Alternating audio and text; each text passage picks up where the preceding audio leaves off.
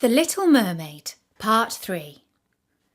Hello, this is Natasha, and I'm dropping by with the third and final part of The Little Mermaid by Hans Christian Andersen. In the second part, I told you how the Little Mermaid saved a human prince from drowning and how she fell in love with him. She longed to go and be with him in the world above, but to do so she would have to become human and to live and to die. But her soul would become immortal and she would go to heaven. She made up her mind to do this for him, and so she went to see a sea witch to ask for her help. "I know what you want," said the sea witch. "It is very stupid of you, but you shall have your way. And it will bring you sorrow, my pretty princess. You want to get rid of your fish's tail, and to have two supports instead of it, like human beings on earth, so that the young prince may fall in love with you, and that you may have an immortal soul." And then the witch laughed so loudly and disgustingly that the toad and the snakes fell to the ground and lay there wriggling about. "You are but just in time," said the witch, "for after sunrise tomorrow I should not be able to help you till the end of another year. I will prepare a draught for you, with which you must swim to land tomorrow before sunrise, and sit down on the shore and drink it. Your tail then will disappear and shrink up into what mankind calls legs, and you will feel great pain, as if a sword were passing through you. But all who see you will say that you are the prettiest little human being they ever saw. You will still have the same floating gracefulness of movement, and no dancer will ever tread so lightly. But at every step you take it will feel as if you were treading upon sharp knives, and that the blood must flow. If you will bear this, I will help you." "Yes, I will," said the little princess in a trembling voice as she thought of the prince and the immortal soul.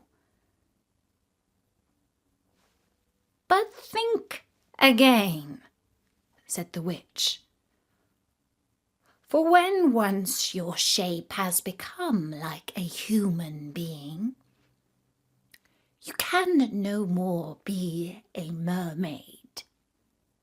You will never return through the water to your sisters or to your father's palace again.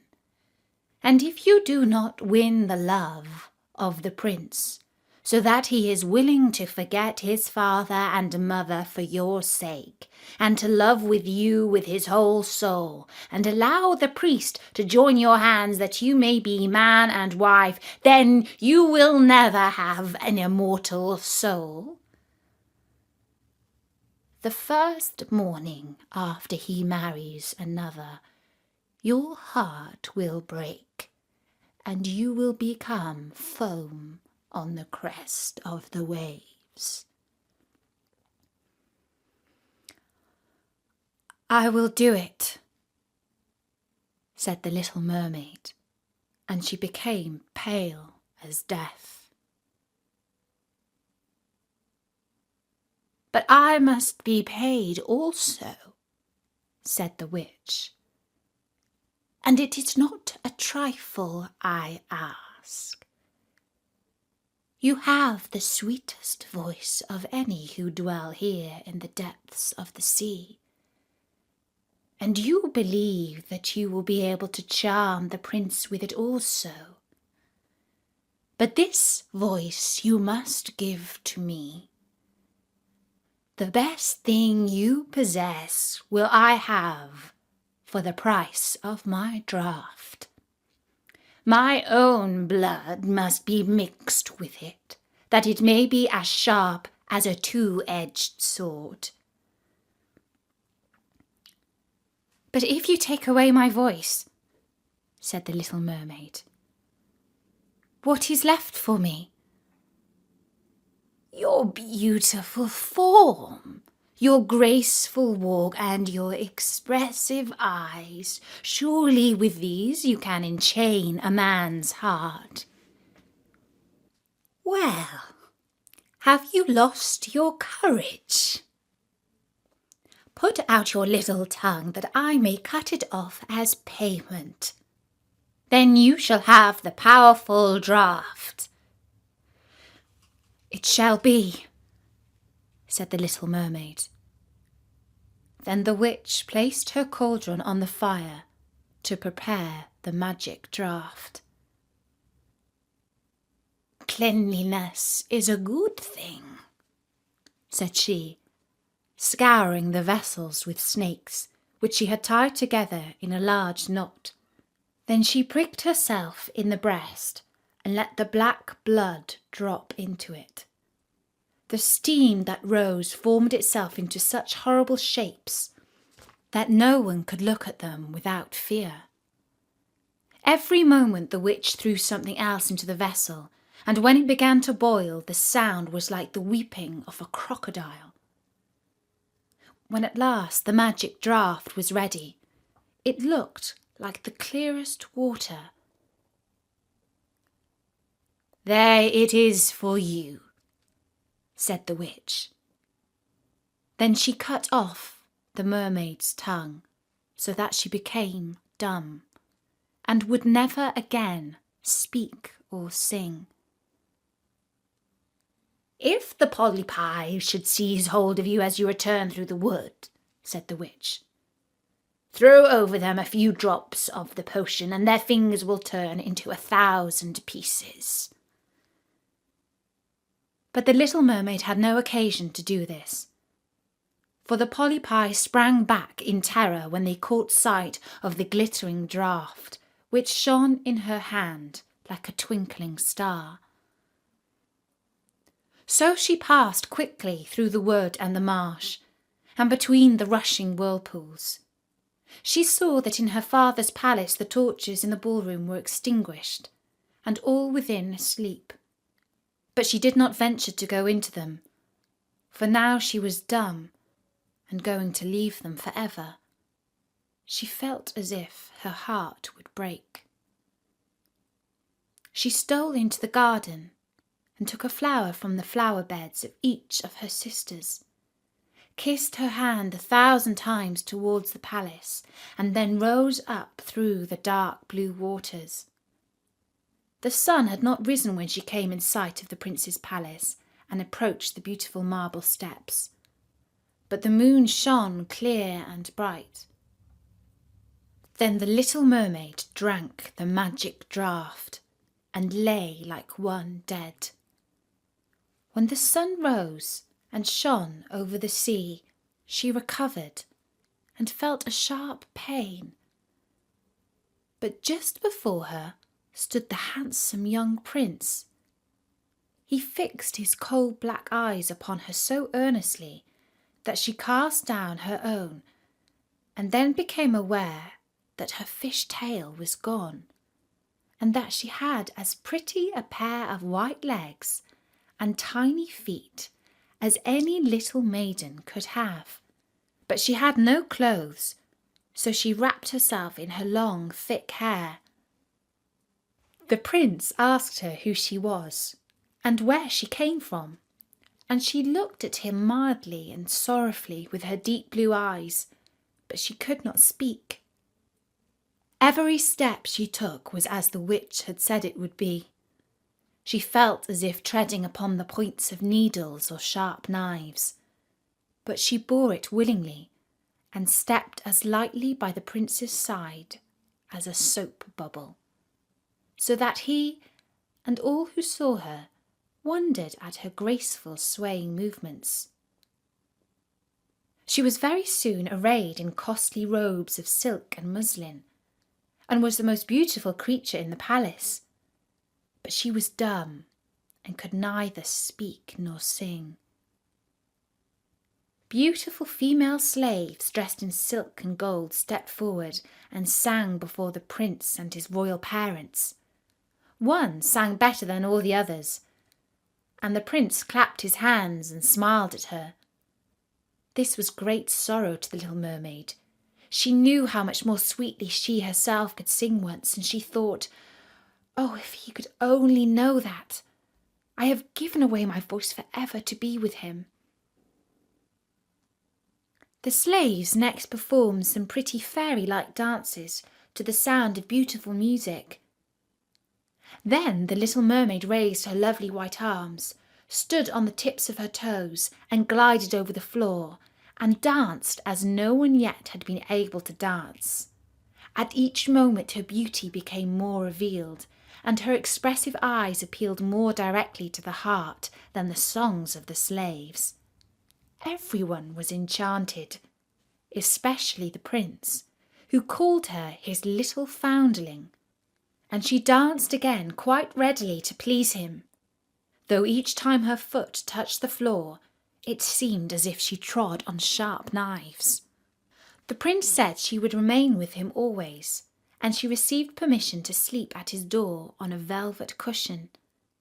He had a page's dress made for her, that she might accompany him on horseback. They rode together through the sweet-scented woods, where the green boughs touched their shoulders, and the little birds sang among the fresh leaves. She climbed with the prince to the top of high mountains, and although her tender feet bled so that even her steps were marked,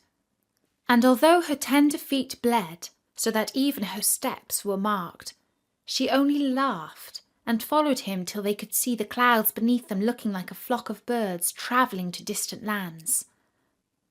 While at the prince's palace, and when all the household were asleep, she would go and sit on the broad marble steps, for it eased her burning feet to bathe them in the cold sea water.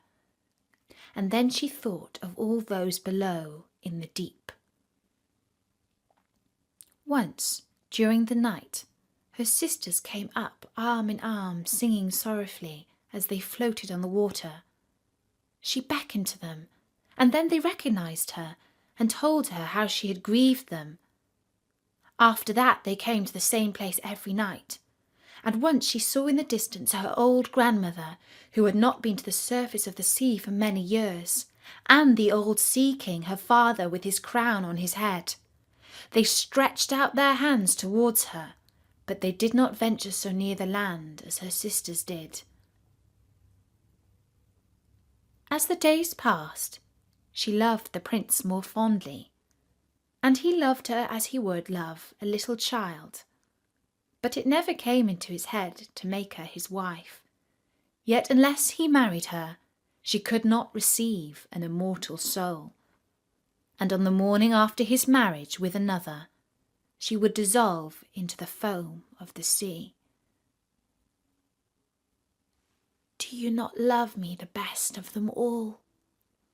the eyes of the little mermaid seemed to say, when he took her in his arms and kissed her fair forehead.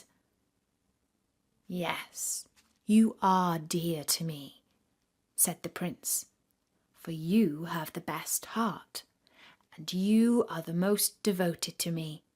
You are like a young maiden whom I once saw, but whom I shall never meet again.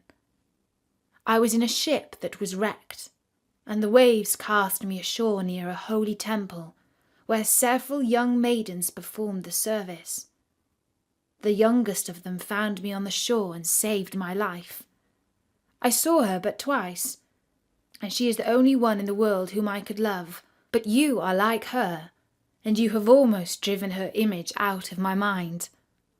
She belongs to the holy temple, and my good fortune has sent you to me instead of her, and we will never part." "Ah, he knows not that it was I who saved his life," thought the little mermaid. "I carried him over the sea to the wood where the temple stands, I sat beneath the foam and watched till the human beings came to help him. I saw the pretty maiden that he loves better than he loves me." And the mermaid sighed deeply, but she could not shed tears. "He says the maiden belongs to the holy temple. Therefore she will never return to the world. They will meet no more while I am by his side and see him every day. I will take care of him, love him, and give up my life for his sake." Very soon it was said that the prince must marry, and that the beautiful daughter of a neighbouring king would be his wife, for a fine ship was being fitted out. Although the prince gave out that he merely intended to pay a visit to the king, it was generally supposed that he really went to see his daughter. A great company were to go with him. The little mermaid smiled and shook her head. "I must travel," he said to her. "I must see this beautiful princess. My parents desire it, but they will not oblige me to bring her home as my bride. I cannot love her. She is not like the beautiful maiden in the temple whom you resemble. If I were forced to choose a bride, I would rather choose you, my dumb foundling, with those expressive eyes." And then he kissed her rosy mouth, played with her long waving hair, and laid his head on her heart, while she dreamed of human happiness and an immortal soul. "You are not afraid of the sea, my dumb child," said he, as they stood on the deck of the noble ship which was to carry them to the country of the neighbouring king. And then he told her of the storm and of calm, of strange fishes in the deep beneath them, and of what the divers had seen there. And she smiled at his descriptions, for she knew better than anyone what wonders were at the bottom of the sea. In the moonlight, when all on board were asleep, except the man at the helm who was steering, she sat on the deck, gazing down through the clear water. She thought she could distinguish her father's castle, and upon it her aged grandmother, with a silver crown on her head, looking through the rushing tide at the keel of the vessel. Then her sisters came up on the waves, and gazed at her mournfully, wringing their white hands. She beckoned to them, and smiled, and wanted to tell them how happy and well off she was. But the cabin boy approached, and when her sisters dived down, he thought it was only the foam of the sea which he saw. The next morning the ship sailed into the harbour of a beautiful town belonging to the king, whom the prince was going to visit. The church bells were ringing, and from the high tower sounded a flourish of trumpets, and soldiers, with flying colours and glittering bayonets, lined the rocks through which they passed. Every day was a festival. Balls and entertainments followed one another. But the princess had not appeared yet. People said that she was being brought up and educated in a religious house, where she was learning every royal virtue. At last she came. Then the little mermaid, who was very anxious to see whether she was really beautiful, was obliged to acknowledge that she had never seen a more perfect vision of beauty. Her skin was delicately fair, and beneath her long dark eyelashes her laughing blue eyes shone with truth and purity. "It was you," said the prince, "who saved my life when I lay dead on the beach." And he folded his blushing bride in his arms. "Oh, I am too happy," said he to the little mermaid. "My fondest hopes are all fulfilled. You will rejoice at my happiness, for your devotion to me is great and sincere." The little mermaid kissed his hand, and felt as if her heart were already broken. His wedding morning would bring death to her, and she would change into the foam of the sea.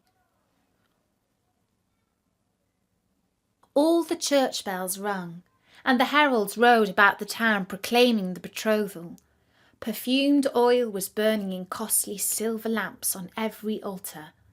The priests waved the censers, while the bride and bridegroom joined their hands and received the blessing of the bishop. The little mermaid, dressed in silk and gold, held up the bride's train, but her ears heard nothing of the festive music, and her eyes saw not the holy ceremony. She thought of the night of death which was coming to her, and of all she had lost in the world. On the same evening the bride and bridegroom went on board ship. Cannons were roaring, flags waving, and in the centre of the ship a costly tent of purple and gold had been erected. It contained elegant couches for the reception of the bridal pair during the night. The ship, with swelling sails and a favourable wind, glided away smoothly and lightly over the calm sea.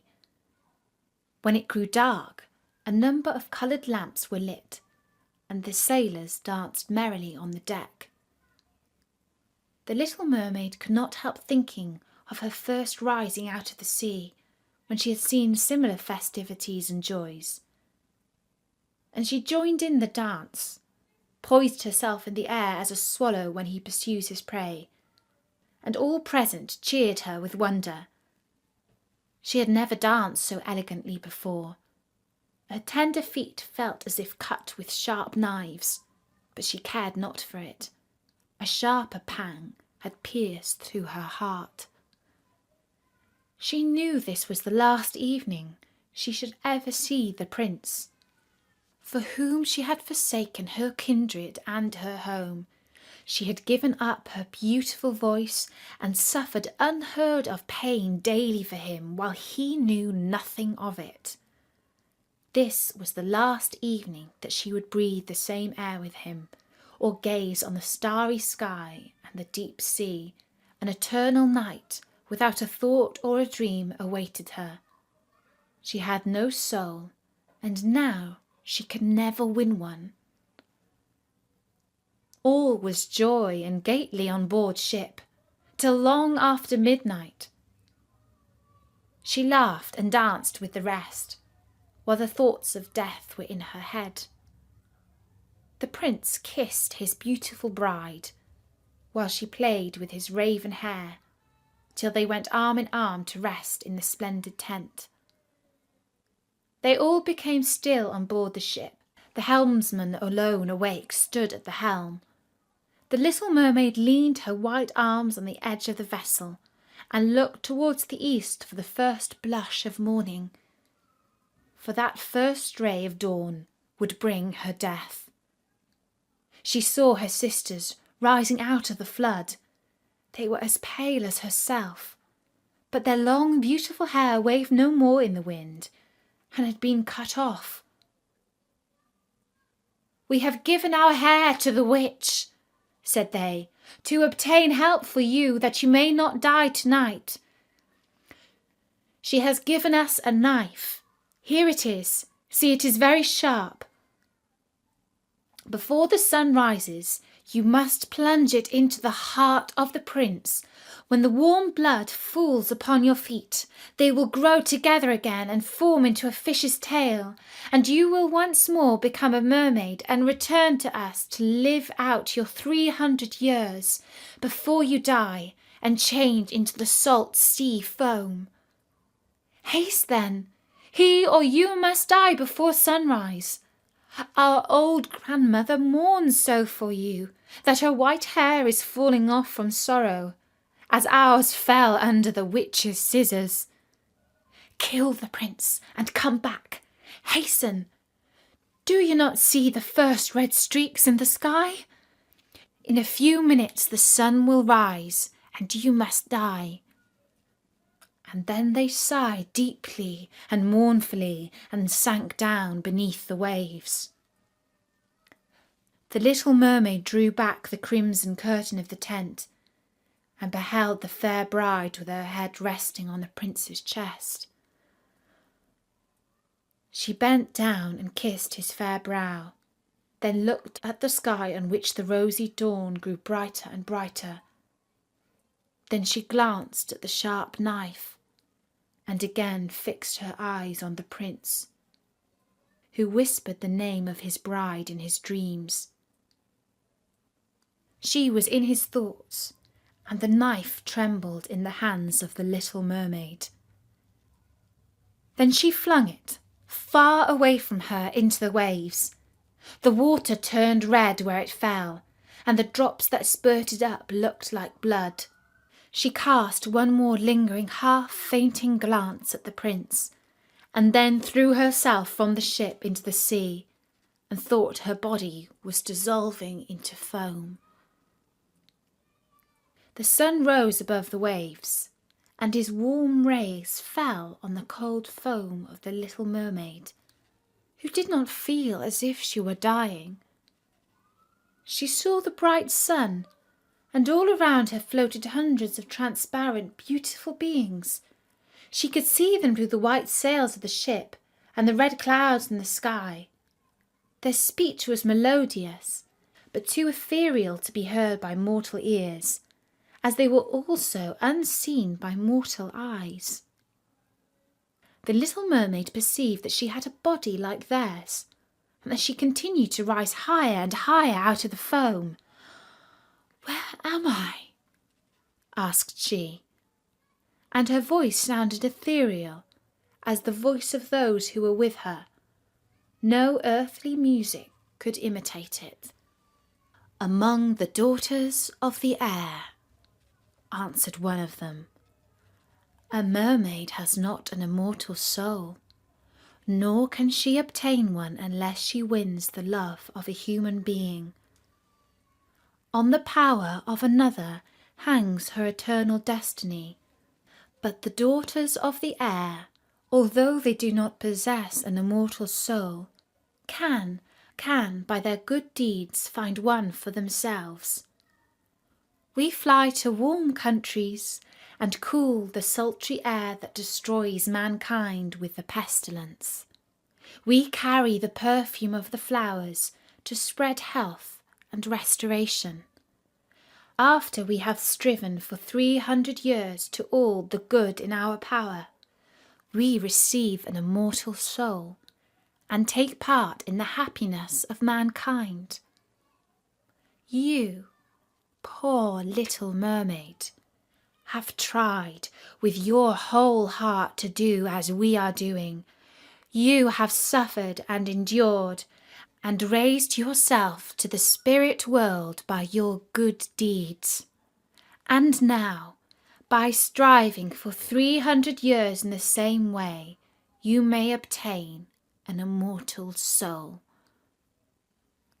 The little mermaid lifted her glorified eyes towards the sun, and felt them for the first time filling with tears. On the ship in which she had left the prince, there was life and noises. She saw him and his beautiful bride searching for her. Sorrowfully they gazed at the pearly foam, as if they knew she had thrown herself into the waves. Unseen she kissed the forehead of his bride and fanned the prince, and then mounted with the other children of the air to a rosy cloud that floated through the ether. "After 300 years, thus we shall float into the kingdom of heaven," said she. "And we may even get there sooner," whispered one of her companions. And that is the story of The Little Mermaid by Hans Christian Andersen. I do hope you enjoyed it. For now, from me, Natasha, bye-bye.